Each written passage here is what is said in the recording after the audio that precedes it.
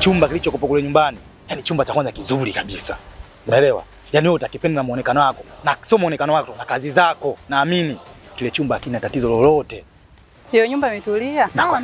Nakwambiaje? Chumba kiko vizuri, nakwambia utakipenda. Yani wewe ondoa shida, afu chumba chenyewe kipo nyumbani. Kwa hiyo utapataje tabu? Wewe mwenyewe unaelewa, kodi nyinyi sasa hivi za uchwala tu. Upate shida tena jamani. Na kazi zako mwenyewe unazijua, hata kutoka na iti nini umerudi pale, kwa upate shida nini jamani? Si unajua mimi kazi zangu nazozifanya nyumba zingine hawapokei wadada wasiolewa, wanaume wasiooa. Si unajua mimi kazi zangu nazozifanya. Kuhusu wewe ondoa shida. Nyumbani pale hakuna mambo mengi. Yaani pale mimi na bla zangu tu.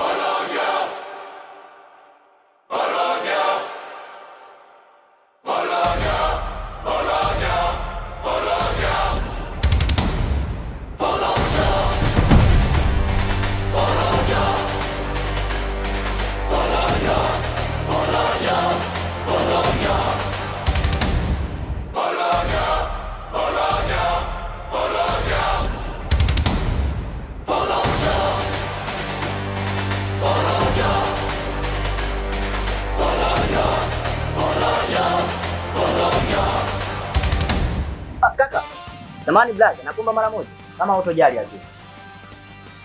Samani bila wasiwasi.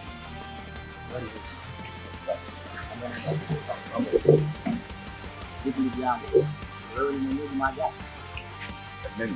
Yaani mimi ni mwenyeji sana yani. Mpaka kunguni na nyumba zote wananitambua. Oh, sawa. Nimefurahi kusikia usemi huo kaka.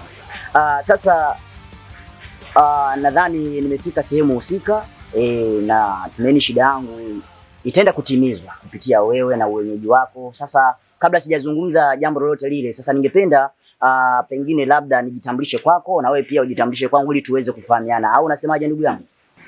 Hilo halina shida kwa sababu siku zote binadamu ni muhimu kutambuana. Sawa. Mimi naitwa Fero. Sijui mwenzangu anaitwa nani? Mimi kwa majina naitwa Porojo. Kwa ukiulizia tu mtaa mzima wenyewe wanafahamu. Sawa. Nimefurahi sana kusikia usemi huu. Furahi sana. Kwa kupitia jina hilo natumaini shida yangu sasa itaenda kutatuliwa.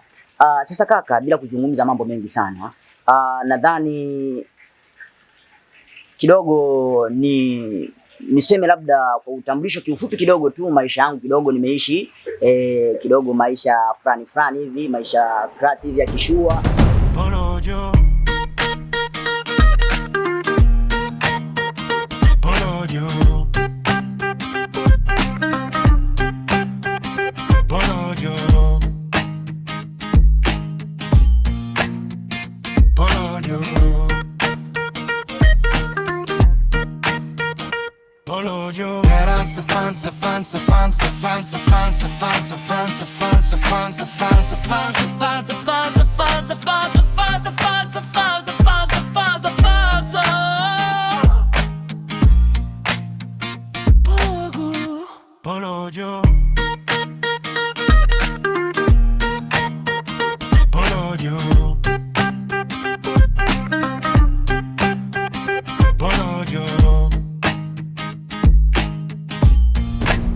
Kwa hiyo wewe ondoa shida. Alafu kama unavyotuona sisi hatuna mambo mengi na chumba pale hakina mambo mengi. Yaani ni kizuri na muonekano wako wewe na kazi zako. Yaani hakuna shida kabisa. Kilichobaki ni kwenda kukiangalia tu. Ukiridhika nacho, chumba unachukua. Alafu hakina mambo mengi. Kodi zetu sisi tunajua tena uchwala tu. Kwa hiyo hakuna mambo mengi. Yaani umefika afu mimi dalali vile vile. Kwa hiyo fresh kabisa yani. Basi sawa, tupakione. Kwenda ukiona tu dangi wewe ondoa shida. Wewe hapo andaa michele tu. Yaani chumba naamini utakipenda. Sawa. Haya, sawa, tundoke. Porojo.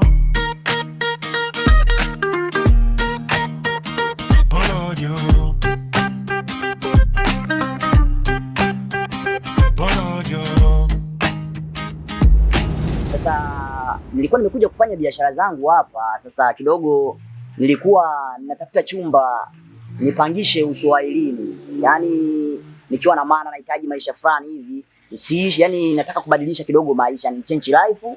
Yaani nitoke ushuani kidogo nipange Uswahilini. Natumaini nitajifunza vitu vingi sana na nitapata experience ya mambo mengi sana Uswahilini kwa sababu mambo yake nimekuwa nikiasikia kuhusu ya Uswahili. Kwa hiyo nimevutiwa sana ili niweze kupata chumba cha Uswahilini na kupitia wenyeji wako. Nafikiri unaweza kanisaidia swala hilo kakaangu. Sijui naweza pengine labda nikapata msaada wa design hiyo. Yaani hapo nikutoe wasi.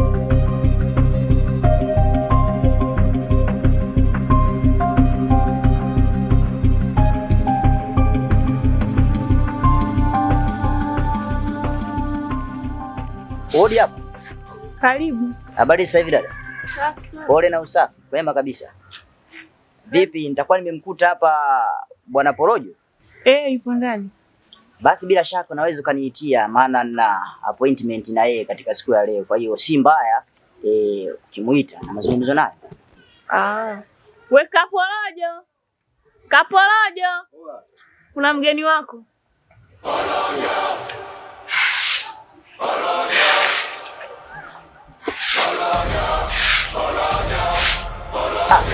Mr. Porojo.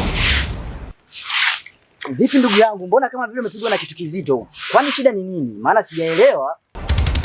Poa, wewe njoo. Basi ni vizuri. Ushafika? Basi haina shaka.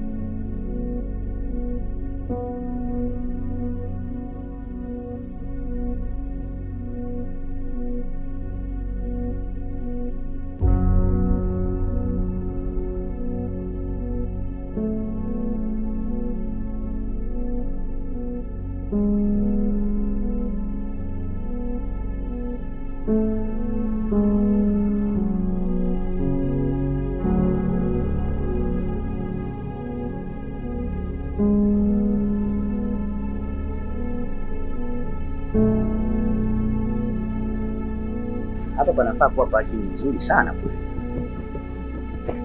Na kwenda tukapita ndani.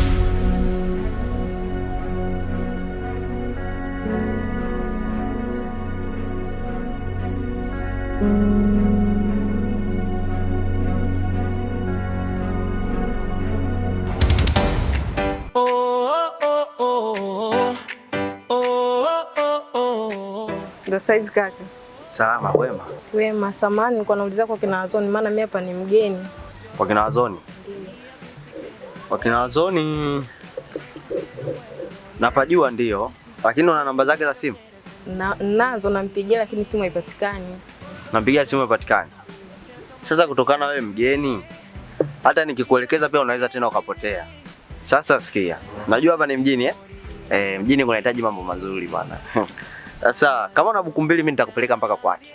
2000 tena kakaangu. 2000 tu nikupeleke mpaka kwake. Sawa, lakini kwa naomba unisaidie. Nitakusaidiaje bure bure? Naomba kakaangu. Bwana sikia, kama utaki kutoa wewe, unaona hela yako mali, basi baki nao mimi niondoke. Basi sawa. Hapa. Ndio. Yenyewe. Sasa sikia. Tondoke.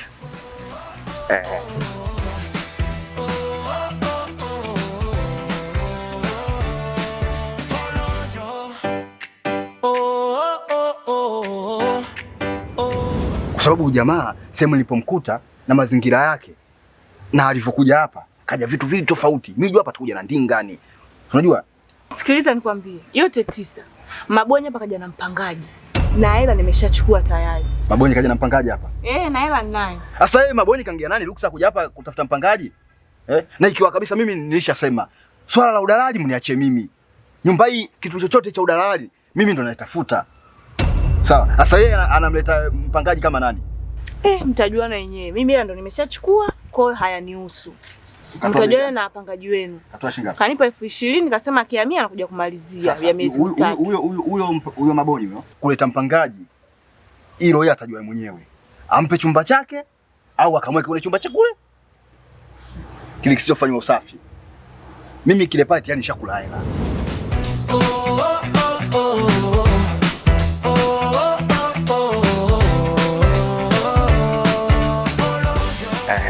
Sasa mimi nitaishia hapa. Maana sehemu yote yale utakuwa ushafika. Haina shida. Sio mbali, yani hapo ushafika. Wewe siku nyingine ukitaka tena nikupeleke sehemu utaniambia, sawa? Sehemu ni ile pale ile. Ni pale. Pale? Pale mbona kakaangu kama ndo tulipotoka pale. Eti kaka.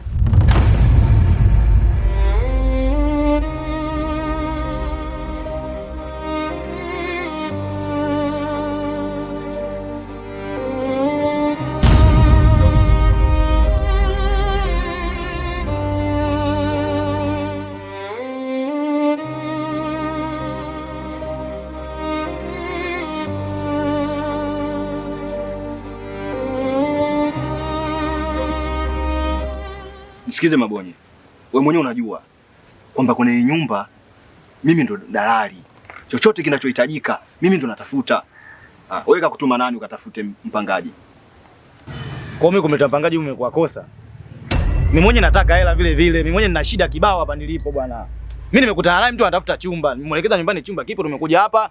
Tumefanya mchongo wa chumba, sister kachukua hela, kanigia chochote kitu nimetia mfukoni, maisha yanaendelea. Kwa hiyo mimi kumleta mpangaji wewe unakasirika. Hayo mambo gani bwana? Tuendelee mpaka lini? Mbona tena vinyongo wenyewe kwa wenyewe bwana? Mimi nishapata mpangaji na wewe umepata mpangaji. Chumba kimoja. Tunampangisha wapi wewe mwingine?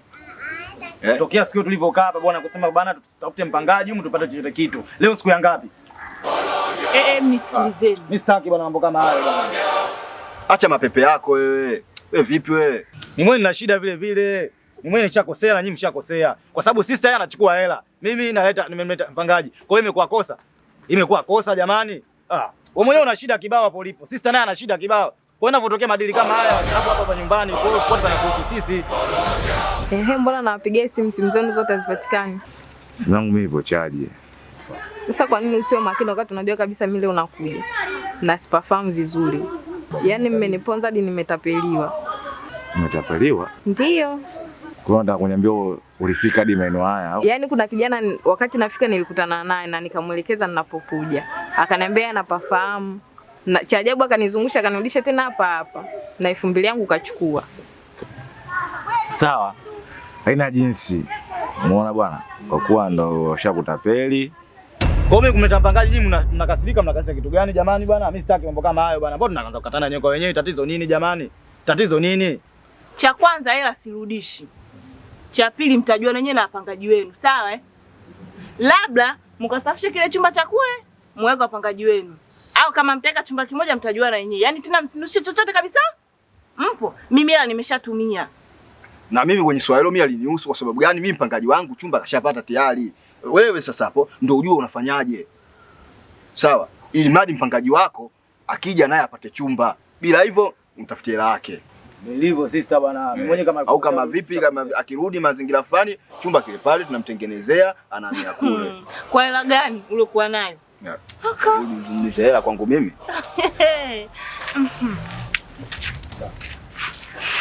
Muangalie na wapangaji wenu. Sio mnachukulia maamuzi tu. Mimi mwenyewe nina matatizo kibao, wewe sister mwenyewe unajua bwana. Mimi bwana watu wengine bwana. Sawa. Ila akijaribika kitu hilo swala mimi nitalimaliza. Utalimalizaje sasa? Mimi nitajua mimi jinsi ya kumaliza. Wewe niachie mimi. Umeona bwana? Mizalo umefika, karibu sana. Umeona bwana?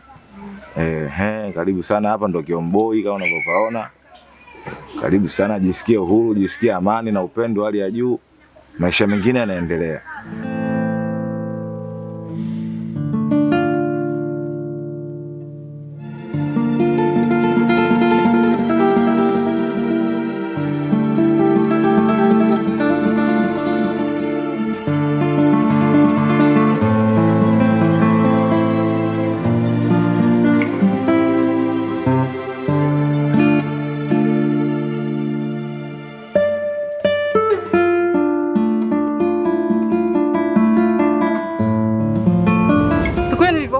Nikiona chumba cha ndani. Alafu chumba ni kikubwa tu.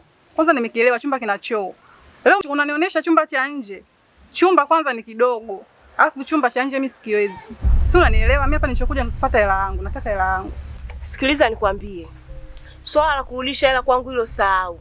Na alafu unanidai mimi ndo nilokuleta. Mtafuta alokuleta hakurudishia hela yako. Na kama chumba hujakipenda sijakulazimisha. Unaweza ukatoka ukaenda kutafuta sehemu nyingine. Kumbe ni mbabaifu wewe. Siku ile nilivyokuja leo umeipokea haraka. Leo hii nakwambia chumba cha nje sikiwezi, unaniambia nitafuta leo nileta katoe ndio ulipokea hela. Bwana usinichanganye, mimi ndo nishakwambia hivyo. Sirudishi hela, utajiona na aliyekuleta. Upo? Usinichanganye.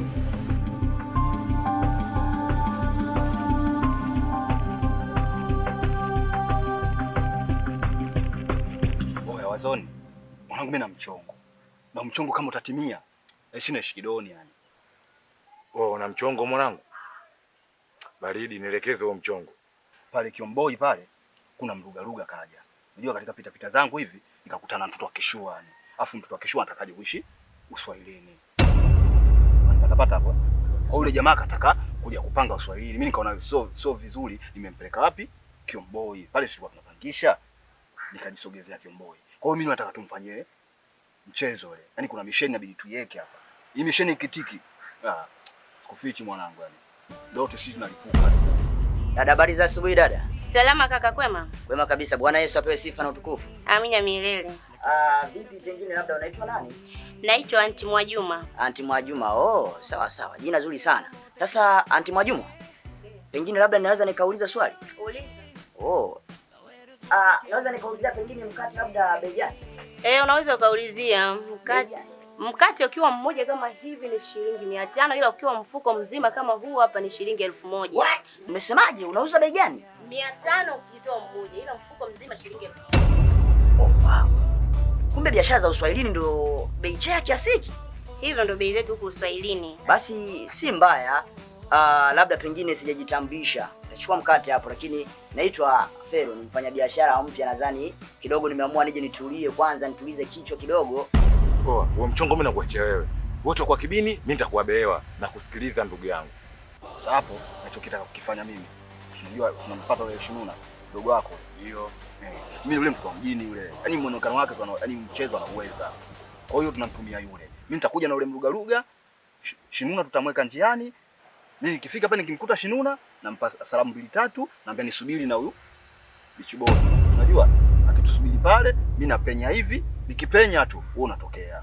Poa, mimi nimekuelewa vyote. Yaani hapo jambazi afundishi kazi. Wewe niachie mimi hapo. Mimi nishaelekea na nishajua.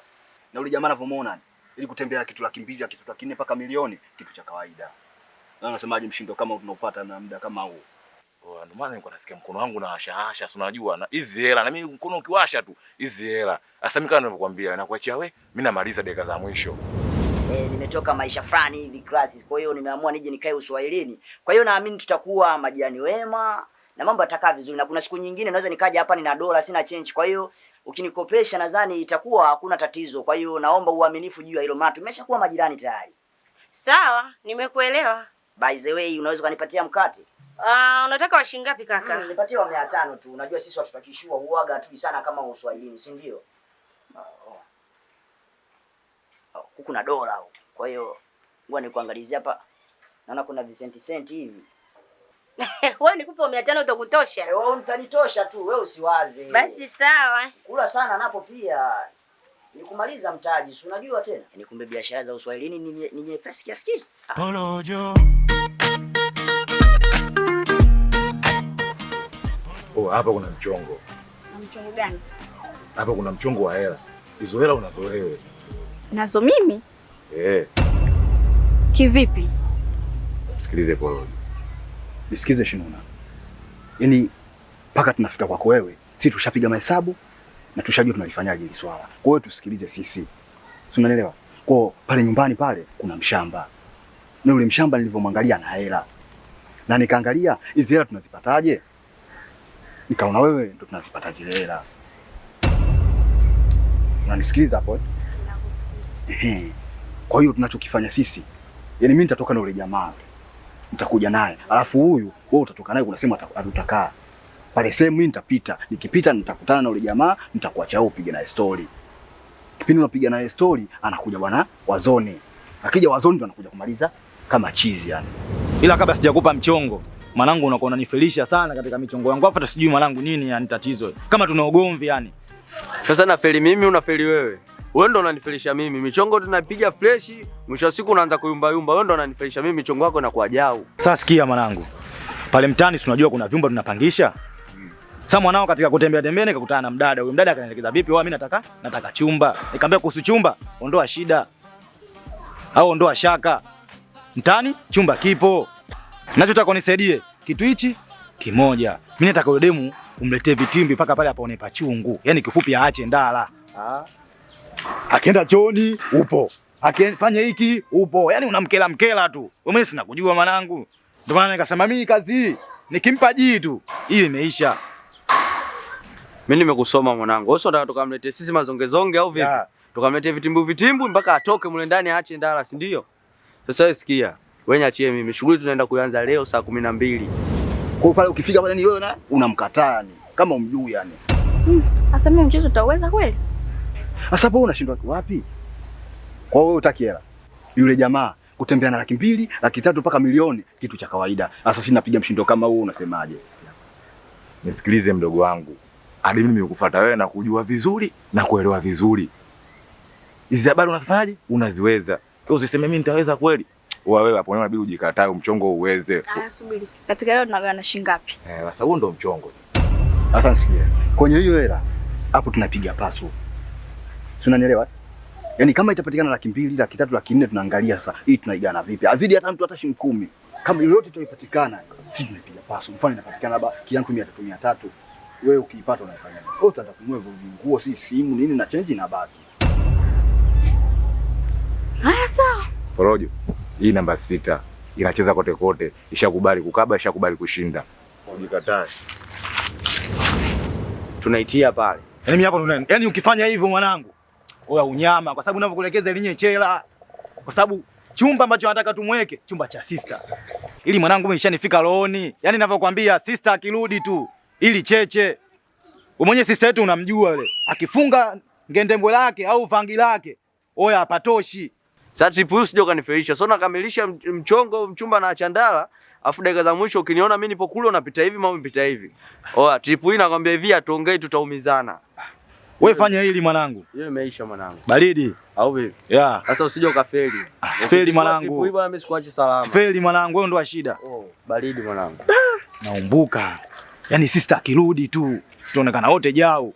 Porojo jau, Mabonye jau. Sister tena ndo tutaonekana ndo mshawishi kabisa.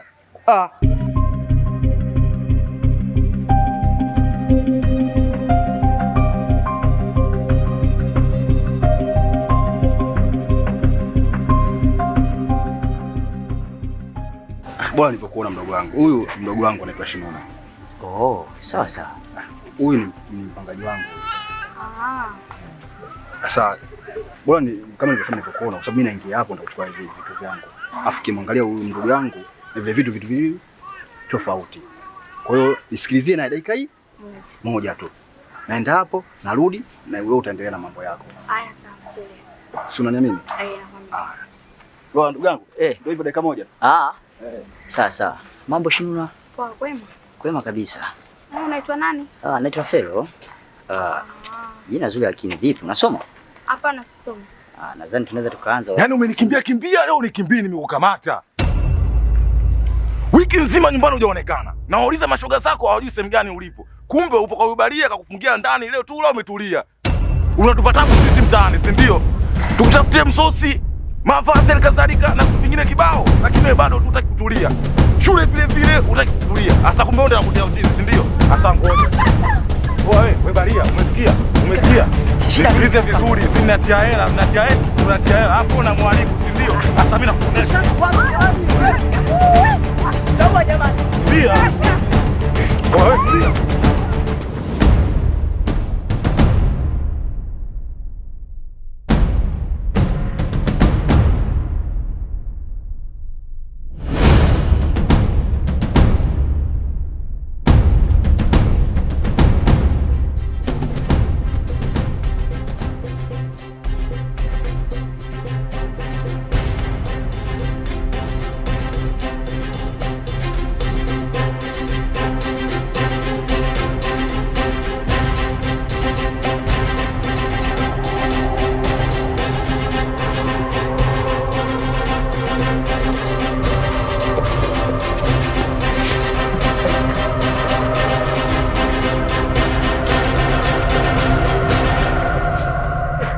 Nimefanya nini jamani? Inuka. Jamani. Wewe, nimefanya nini jamani? Sina kosa lolote ndugu yangu. uko unamwongopea nini huyu? Sijamwongopea chochote jamani. Mtoto wote mimi nimwongopea nini jamani? Unasemaje? Kama dada yangu tu, rafiki yangu. Kama dada yako, huyu dada wao umemtolea wapi? Unamjua vizuri huyu? Unamjua vizuri? Unamjua vizuri? Wewe. Na sasa na wewe. Usitake kunilaumu hapa.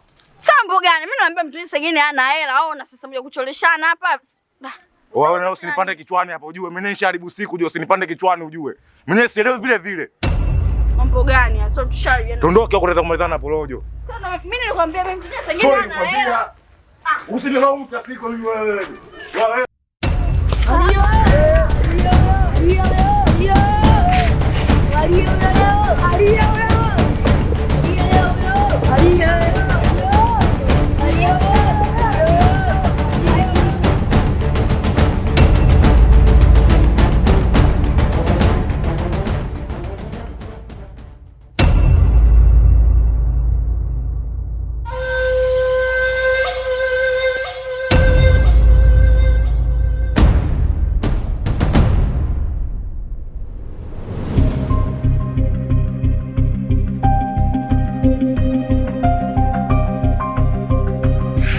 asubuhi ya leo nitaenda kuomba kwa ajili ya nchi yangu. Bwana majeshi uliye juu, najua utanisikia, maana umesema sikio zako sio zito mpaka usisikie maombi yetu. Mfalme amani, Baba tazama, ninaweka mbele zako mikononi mwako Bwana nchi ya Tanzania, nikihitaji Bwana ukaionekanie, ukaibariki mfalme amani, iwe ni nchi ya wateule. Naomba Bwana, ninakemea kila aina ya pando ambalo ni bovu ndani ya nchi yetu, uovu wote nakataa ndani ya nchi ya Tanzania katika jina lako Yesu Kristo mwana Mungu aliye hai. Bwana tazama, na nena uzima ndani ya nchi ya Tanzania, nakataa Bwana kila aina ya vitendo vya kishoga na kunja kwa jina lako Yesu Kristo. Naweka uzima, amani tawale, tunu za taifa letu, umoja, upendo na mshikamano vizidi kutawala katika jina lako Yesu Kristo mwana Mungu aliye hai. Neema yako izidi kuonekana, baraka zako zidi kutawala, uwepo wako uzidi kuonekana, iwe ni nchi wateule, iwe ni nchi kama ya Israeli ulivyoipigania na kuipambania katika jina lako Yesu Kristo. Oh haleluya. Habari za asubuhi dada.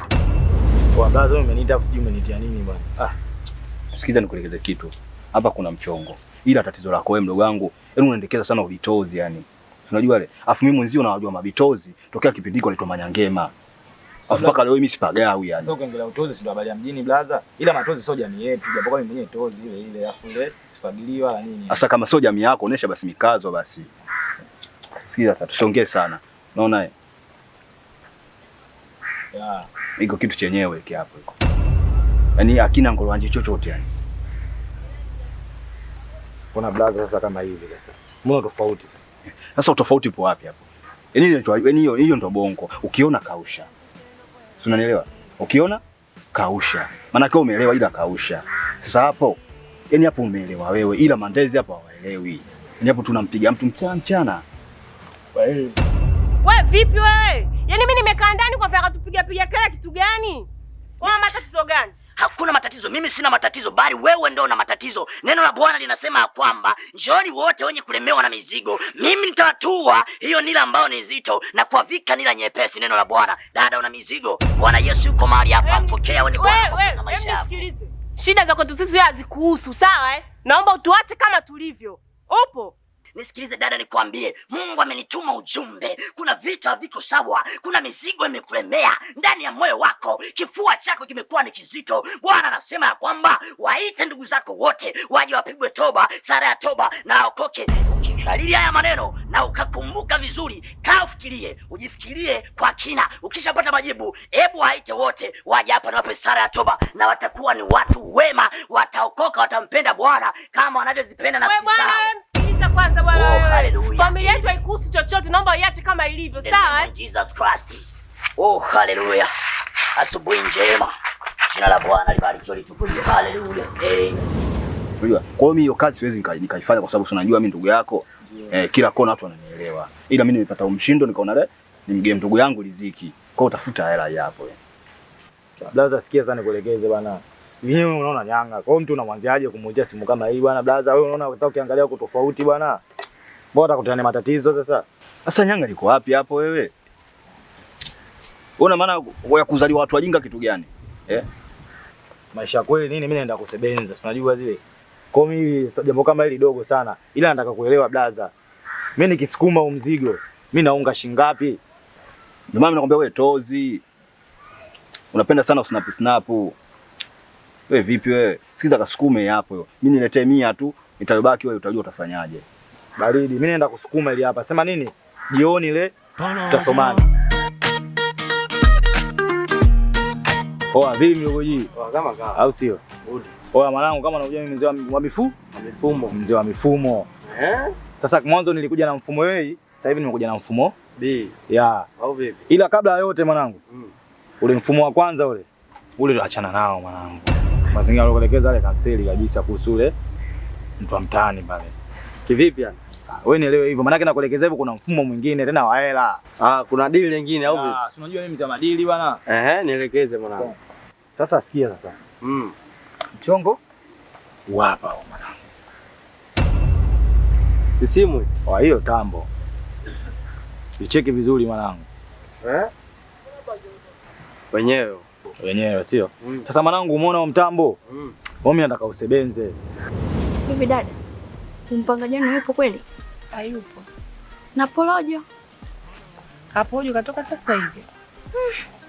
Yaani dada, kaka nuliporojo. Wameniambia hivi, kuna issue. Ishu nyewe sasa ya kumjua mpangaji wenu, amesema ana hela. Wakanikutanisha na yule mkaka mwenzangu. Kumbe hana hata pesa. Kaka amekuja pale, amemsearch, amempiga lakini hana hata hela yani. Kwa hiyo mdogo wangu wewe, Porojo ndo amekwambia mule njama kumlia hela yule mbaba, si ndio? Ndio. Sasa ana hela gani jamani? Nisikilize nikwambie. Yaani ukiwafuatisha kina Porojo utaingia sehemu mbaya. Kwa sababu mambo yao ni matukio makubwa na ya hatari mpaka mwenyewe naogopa. Upo? Sasa nisikize nikwambie mdogo wangu. Kama utashirikiana nao, basi mimi nachokuomba nyumbani kwangu usikanyage tu. Maana kuna wanao wale wazee wa kujisnap, utaka kiona hawezi kukataa. Kabisa mwanangu. Sasa sikia sasa. Huo mtambo mimi nataka kunitemia 80 mwanangu. Huo mzigo 180. Ila nakula kwako. Unakosaje mwanangu wewe force? Ila sasa umesikia sasa? Mimi nakuamini mwanangu. Sasa mambo yanakuja kwa mengi na naanza kutafutana kwa tochi. Hiyo hela ujue, hilo dili hilo. Au vipi? Baridi niachie mimi. Sikuna wanao wale wa kujisnap wewe wakiona tu wanachukua. Na wale wa kujibrand kabisa usisahau. Baridi bwana. Poa mwanangu. Poa mwanangu.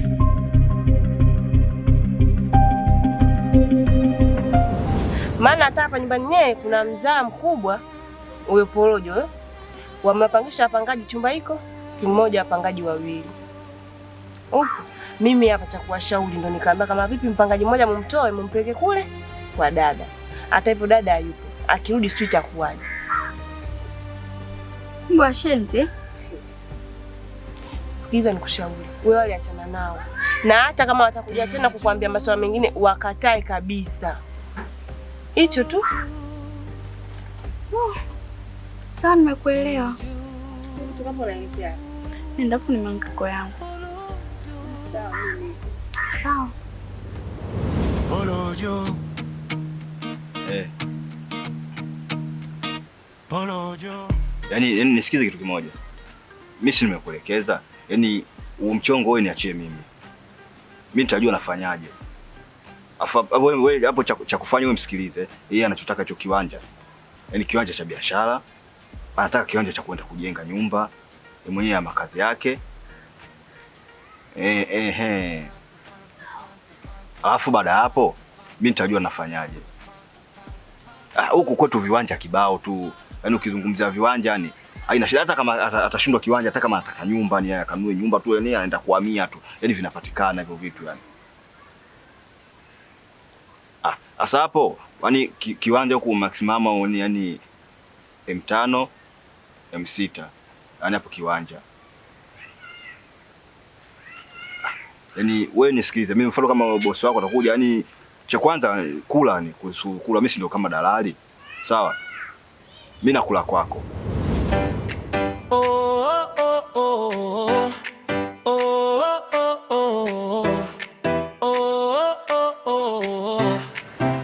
Wanadake.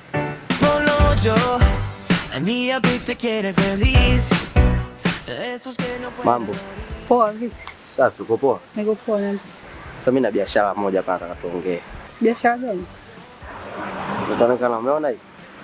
Hii ni simu. Mimi nauza hii simu kwa bei rahisi kabisa. Na jinsi ninavyokuona hivi, haitakufaa mbona? Shike itazama. Sio la nyingi. Ukinipa laki na 80 tu inanitosha. Nipunguzie kidogo. Hapo nimekupunguzia. Yaani hapo nimekupunguzia mpaka nimekutajia bei hiyo. Simu nimeipenda. Umeipenda? Nimeipenda kabisa. Iko bomba sana.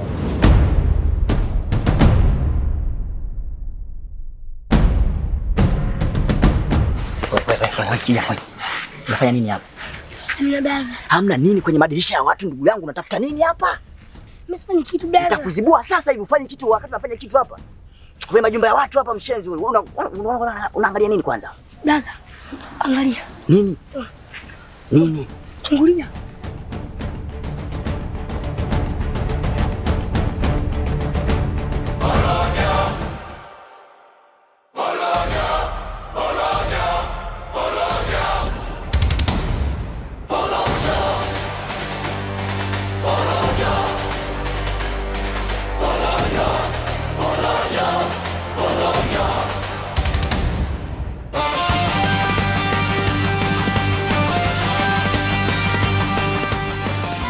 Vipi hapa? Safi dada. Unafanya nini hapa dirishani?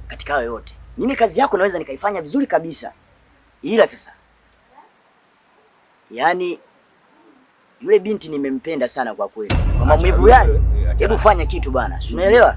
Yule achana naye. Sawa? Afu kwenye kazi sisi hatupendigi mapenzi. Sawa? Yaani ukienda kwenye kazi tu mapenzi, kazi itaharibika. Afu mtoto wangu bado anasoma yule. Sasa ndugu yangu kusoma nini? Mimi nimeshaanza acha tamaa. Hizo ndo maana nakwambia una tamaa. Haina shida ndugu yangu basi. Hamna wasiwasi. Mtoto mdogo kama yule wa nini? Nimempenda bure tu. Sawa, ukiwa na pesa muda wote lipo kwa ajili yako. Hivi kwa nini watu wazuri wanapenda hela? Yaani mtoto mzuri ukimfuata basi hela mbele. Hivi kwa staili wanaume tutatoboa kweli? Sawa. Mtoto mzuri anahitaji hela. Family life. Watoto wazuri kama wale mimi nawakosaje? Ukiuliza kijiji hela inatafutwa tu. Mimi nikipata hela nampa, family life, mambo mengine yanaendelea. Shida nini? Hela inatafutwa, watu wazuri kama hivi, mtoto mzuri kama yule anakwambia toa hela nikupe, wewe utakataa. Jamani wewe utakataa.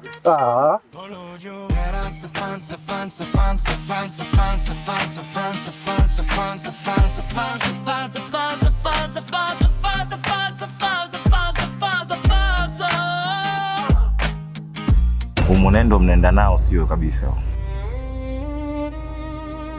kwa sababu imefikia kipindi mnanijibu vile mnavyojisikia, mnasahau mimi ni nani kwenu. Alafu nikiwaangalia bado wadogo sana, alafu vile mnajikuta mshakuwa. Hayo sio maisha. Mdogo wangu utulie. Utulie hata kidogo. Nyumbani hapa na kuona kwa bahati nasibu kama ukai hapa.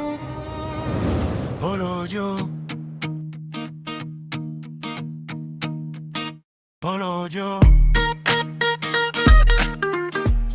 Jamaladi. Njoo ndugu wangu. Mtako nimenunua simu.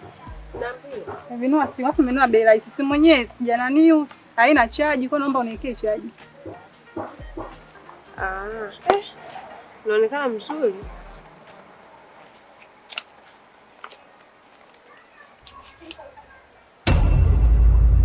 Hebu lo box kwanza.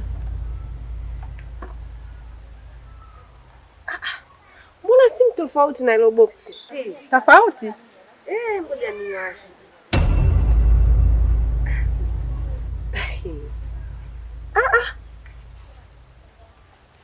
Shoga ushapigwa. Yaani ushaibiwa. Afu vile ni mtu wa kiki. Unajitafutia matatizo. Kesho na kesho kutwa likakuta janga huko, mimi sijui limekukutaje. Unakuta ushafungwa kwenye kiroba.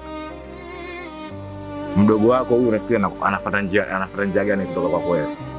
Hivi nibadilike mimi tu peke yangu? Wewe naye badilika kakaangu. Humu ndani tunakula vyakula vya wizi na vaa nguo za wizi. Kwa nini badilika? Badilika na wewe. Sawa? Ukitaka sisi tubadilike naye badilika. Ni kweli kaka. Hata kusema leo na mimi nafikiria hiko. Hasa badilika tufuatie sisi.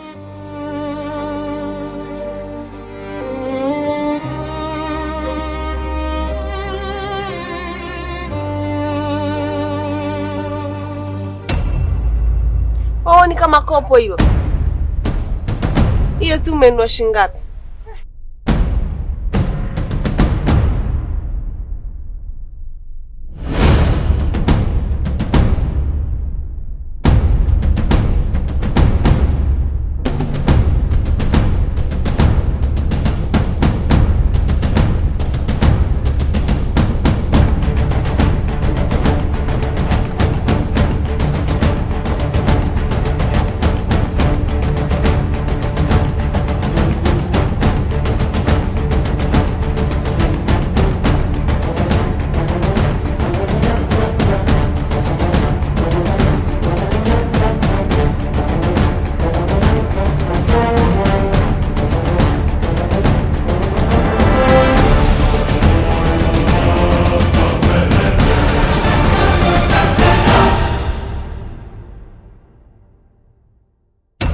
Unajua mzee nishachoka kesho zako. Alafu sikuelewi kabisa hizo pigo zako unazoniletea. Sasa mimi nimekwambiaje kesho jamani? Mimi nimekwambiaje hapa mimi nipo kazini. Nikitoka nitakuja kwako. Mbona unielewi? Kwa hiyo yani unajamulia yani. Yaani mpaka unapojisikia wewe ndio uje geto, si ndio? Nikitoka kazini nishakwambia mimi nikitoka kazini nitakuja. Kwa kazi gani unatangaza wewe kazi? Hiyo kazi unazungumzia wewe hapa unamaliza saa 10 ya usiku. Saa 10 ya usiku wewe unakuja saa ngapi? Nikitoka kazini huwa siku yako moja usiende kazini. Mimi nikitoka kazini nitakuja geto. Yaani mimi siwezi nikafanya. Nadhani nikwambie kitu kimoja bwana. Yaani sitaki kunichanganya akili.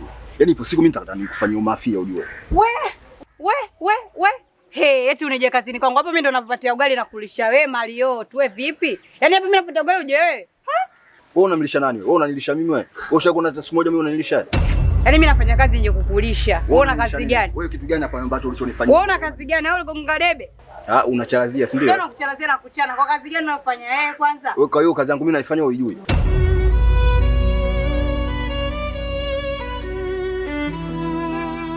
Unafanya mambo ambayo mwanadamu hawezi kufanya. Unatoa faraja ambayo mwanadamu hawezi kufanya. Haufananishwi na kitu kingine. Haufananishwi na kitu.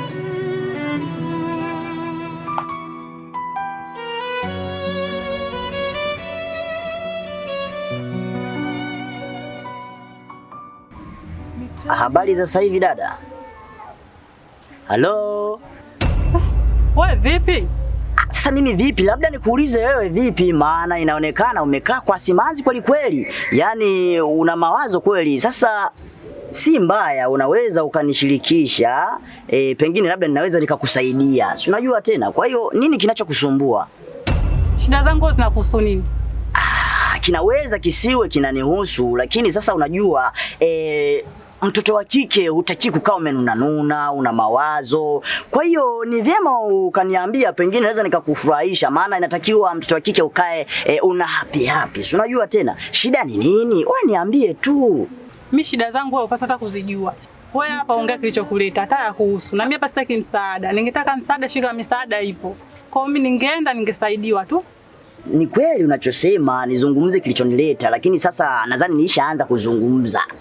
Kwa hiyo sasa labda pengine tu nikupatie tahadhari, maana huaga wanasema uficha maradhi kifo humuumbua. Sasa sikia nikwambia kitu kimoja. Hii sehemu yangu ya kazi, sawa Kwa hiyo tuheshimu sehemu yangu ya kazi. Heshimu sehemu yangu ya kazi. Tu umenielewa? Yaani mistaki unipande kichwani wewe. Ndio unakuja kwa kugonga debe unaona kazi. Kwa hiyo unaonaje? Sio kazi, unakula kwa jasho langu mimi. Ingekuwa kazi ungeona nilisha. Wewe mwanaume Mario, nikuonge. Una haya. Wewe kwa nini unichukulia mimi Mario, si ndio? Wewe Mario. Wewe mimi sio Mario, mimi najua kupambana wewe. Unajua kupambana kugonga debe unapata 200 kwa siku. Yaani hiyo ndio kazi. Acha kuongea wewe. Haya nipe 200 basi mimi nikale. Kwa hiyo ndio unaona hii kazi. Kazi ndio inayokulisha na kuvisha. Hii kazi gani haina hata NSSF. Utangazie kazi. Wewe kazi yako ni NSSF iko wapi? Ya kwako wewe ambayo unapata mwisho wa mwezi ukipata kazi unalipwa vizuri iko wapi? Au ile kugonga debe ndo kazi? Hii kazi yangu, heshimu kazi yangu inakulisha. Hapo wewe unavaa kwa hela yangu hapa. Unapopazarau. Unakula kwa hela yangu hapa unapopaza. Si umeelewa? Wewe umejaliwa mdomo. Ila ndio acha nisikwambie kitu kimoja. Yaani ipo siku hii moja ambayo sio kwa na jina. Utakuja kunijua mimi nani.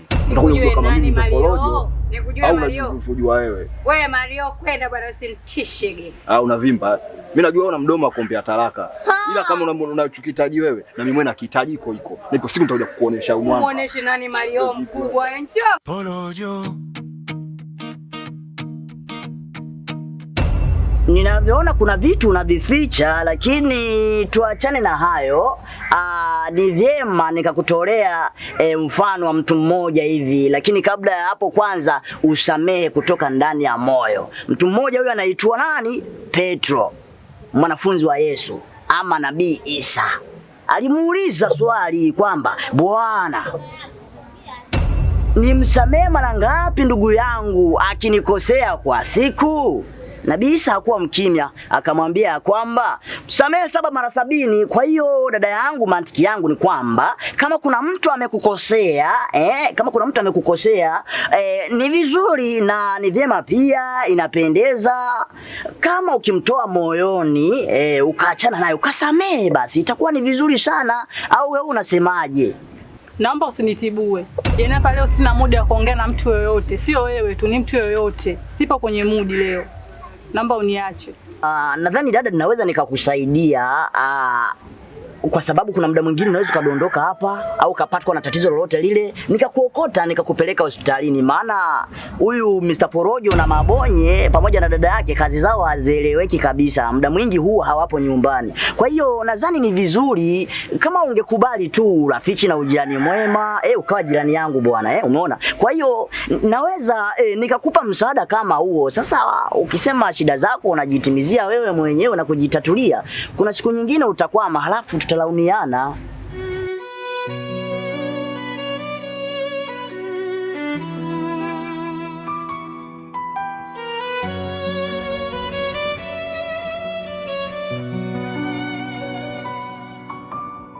Mitani hakuna rahisi, kila mmoja anapambana.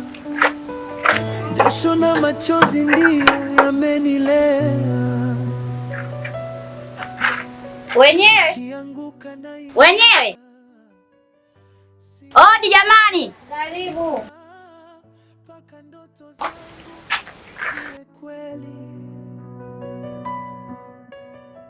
Mambo? Poa, mzima. Mzima kwema? Kwema. Hivi mdogo wako Mazuna nimemkuta kweli? Hayupo, ametoka. Ule naye mdogo wako. Yaani apende kutulia sehemu moja. Alafu apende kufanya kazi, ni kivivu sana cha kazi. Sasa kama hivi issue imetokea huko, sasa mimi nampataje? Okay, sikia. Kama akija, mwambie nilikuja hapa, nilikuwa namtafuta. Mwambie kabla siku haijaisha anitafute. Hapo. Haina shida basi, usisahau lakini. Au kimemlamba. Shida. Nilikuwa namuulizia rafiki yangu Nuru hapa. Katoka muda mrefu? Ametoka siku 3 nyuma na sijui kama ameenda wapi kwa sababu mimi hajaniaga. Siku 3? Yule shoga yangu anazurura jamani. Siku 3 hajarudi hapa. Sawa. Sawa. Ila nisaidie maji nielekee msalani. Mitani hakuna rahisi, kila mmoja anapambana. Yaani nilikuwa nakutafuta. Mimi au? Mimi nini? Wewe ndio unaniza simu mbovu, unajifanya ujui au? Subiri kwanza. Kwani kuna shida gani? Unakumbuka ile simu niliyokuambia uniwekee chaji? Mtu wenyewe ndio huyu? Jamani. Kumbe ile simu ni mbovu. Unashangaa nini? Wewe ndio uniuzia. Basi mimi niko sijui kama ile simu mbovu, maana hela bado sijaitumia, ipo nyumbani. Yaani hela sijaitumia na ile mwenye simu bado hajakuja kuchukua hela yake. Sasa mimi niko nakuomba kesho nakuletea hela yako. Au niambii chochote kama ulinitapeli mwanzo. Yaani hapa sikuachimba kwa unipe hela. Sikia basi. Dada yupo hapa atanidhamini. Mimi kesho mapema sana nakuletea hela yako. Nisikize nikwambie. Mimi unamjua vizuri, nyumbani kwake napajua. Kwa hiyo atakuletea hela yako, wala usijali. Wewe mwachie. Unahakika kesho nikija langu nitaikuta hapa? Kesho mapema sana nakuletea. Yaani inawezekana wewe hujaamka, mimi tayari nishafika hapa. Basi sawa. Kama kesho unaleta hela nikute hapa hela yangu. Sasa maneno tena. Sawa.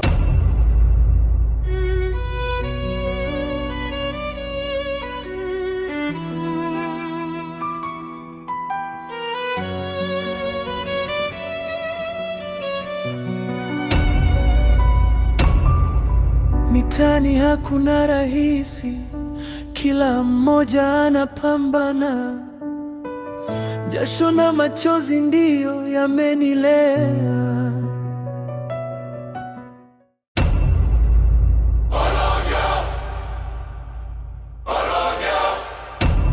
Mitani hakuna rahisi, kila mmoja anapambana. Jasho na machozi ndiyo yamenilea. Nikianguka nainuka, siwezi kukata tamaa mpaka ndoto zangu ziwe kweli. Leo Leo ni giza, kesho ni mwanga. Mungu anajua mwisho wa safari. Nitaendelea kupambana mpaka dunia ijue jina la Porojo. Wewe mtoto wewe, kacheza na watoto wenzio. Hizi sio refu ujue. Usinichukulie ndugu yangu ukanipanda kichwani ujue. Unanitoa nduki zangu kichwani afu unatoka mbio. Wewe nitakuharibu siku nyingine wa mchezo surudie ujue. Usijiona umekimbia kwa jamii sina mbio za kukimbiza.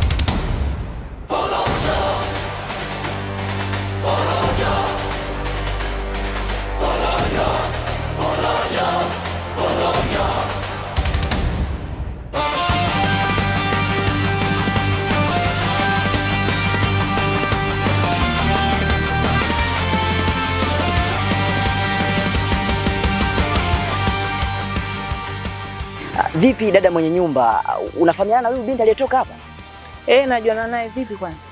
Safi tu, lakini yule binti alisha kunipiga tukio fulani hivi. Kuna muda fulani nilikuwa nikitembea na Mr. Porojo akinitembeza mita fulani hivi, nikakutana naye yule binti. Hasa wakati nazungumza naye, sasa katokea kakake bwana. Kilichonitokea hakifai kusimuliwa kabisa. Yaani wewe acha tu ndugu yangu. Lakini tuachane na hayo yote. Porojo, Porojo, ndio maisha yangu, ndio simulizi yangu. Porojo, Porojo, kila hatua ni kutafuta kesho iliyo bora. Porojo, Porojo, ni sauti ya waliokataa kukata tamaa. Porojo, Porojo, safari inaendelea.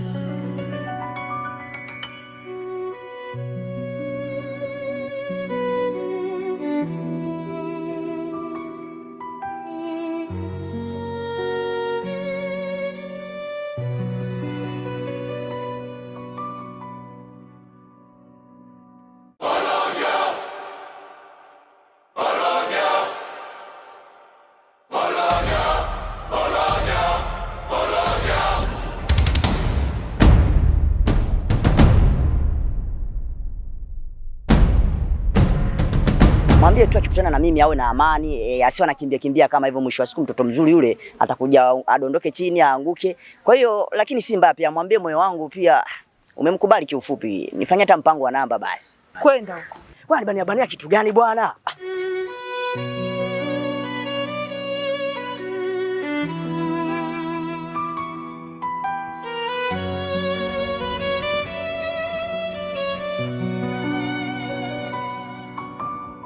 Mitani hakuna rahisi, kila mmoja anapambana.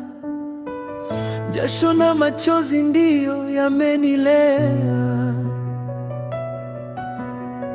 Nikianguka nainuka, siwezi kukata tamaa mpaka ndoto zangu. Hodi hapo. Sawa, karibu. Asante sana. Mambo vipi dada? Safi, kwema? Kwema kabisa.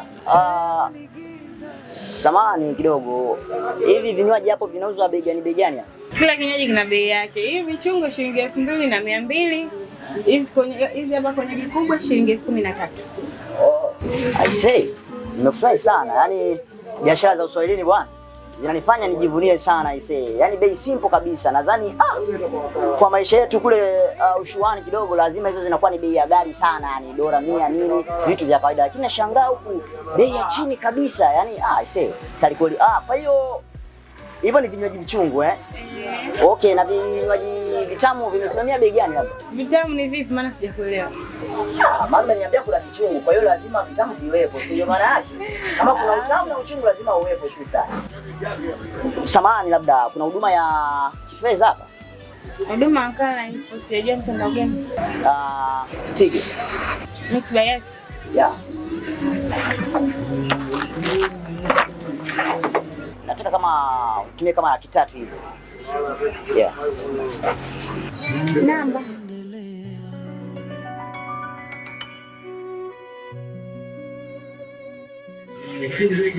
Jina. Hamisi John. Samahani naona nipo. Halo. Ndugu yangu, tatizo nini? Hivi wewe mbona hujui kuwa mvumilivu? Kila siku nakwambia jaribu kuwa mvumilivu, ula mbivu bwana. Hivi kwa nini unapenda kunisumbua, unapenda kunihala hivi ndugu yangu? Samahani dada, nitakuwa nakupigia kelele. Ngoja nakuja mara moja. Sasa sikia sasa ndugu yangu. Mimi haya mambo ya kuzoea kidogo mimi sipendi.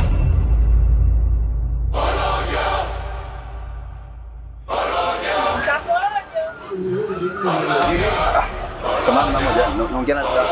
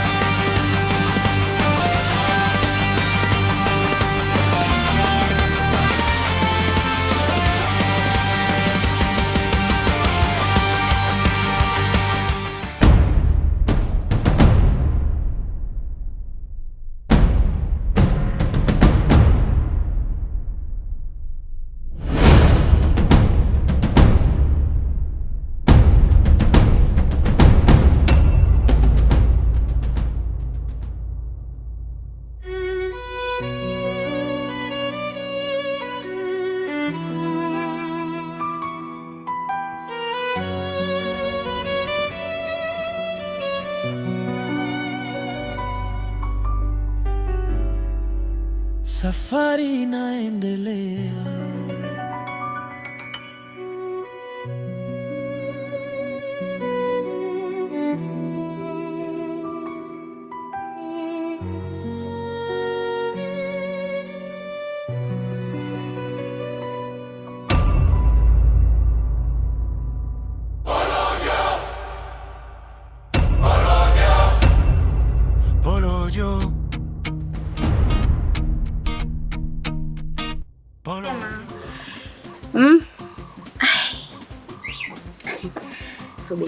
Mimi shingo inaniuma. Unajua mimi shingo inaniuma. Amna kuanza. Uende taratibu na nywele zako rafiki umesibuka mzimuni. Basi. Hapo hapo. Haya, stand by. Action. Karibu. Anza kumsalimia. Mali upate kitu. Unajua ndo kinyewe imeondoka kwa sababu gani ile redio mkiwasha. Mimi niongee tu kweli na huku nasikiza huku sisikilizi. Muelewe tu hilo. Asemeni.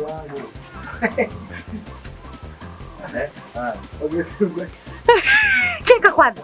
Huyo acheke amalize. Alafu baadaye tutaendelea. Kuongea huku naelekeza. Masikio anaimba huku. Action. Wewe mtoto wewe. Kacheze na unacheza gazio.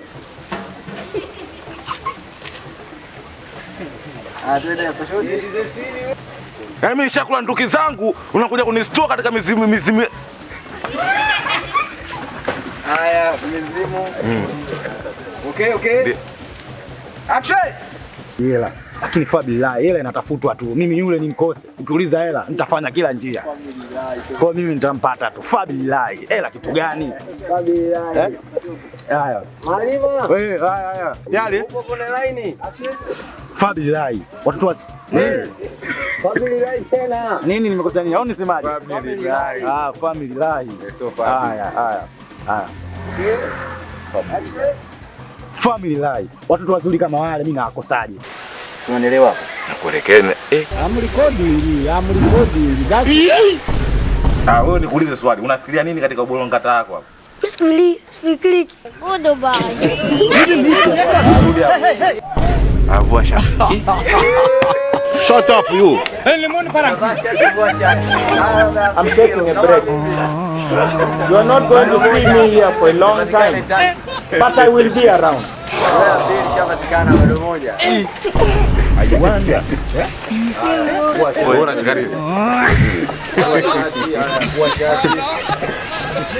Wewe kama shule uendi na hela shuleni ndio uendi, si ndio? I'm recording. That's Sisi niwafanye nini ndugu zangu nyinyi yani? Endelee. Sio mbona unacheka? Action. Huyo ni ndugu zangu siwaelewi ujue. Dada yako mwenyewe kahakikisha kwamba ile sio simu, ile ni toy. Amrekodi. Dada yako mwenyewe kahakikisha kwamba ile sio simu, ile ni toy. Ndio nimemuzia simu huyo. Dakika za mwisho dada yako ndo akaniekea mimi zamana pale nikatoka. Ila vinginevyo yaani sasa hivi ungesikia mimi nipo kituo. Sasa yenyewe. It's gonna hurt. Oya, tukiwa kama Bibo. Amrekodi. Wewe kama Bibo. Asubuhi tu haina. Sasa yenyewe.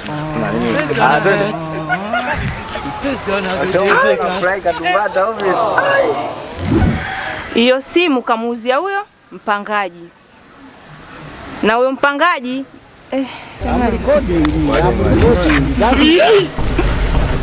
Haya, ingia kwenye mudi, kupie kibao.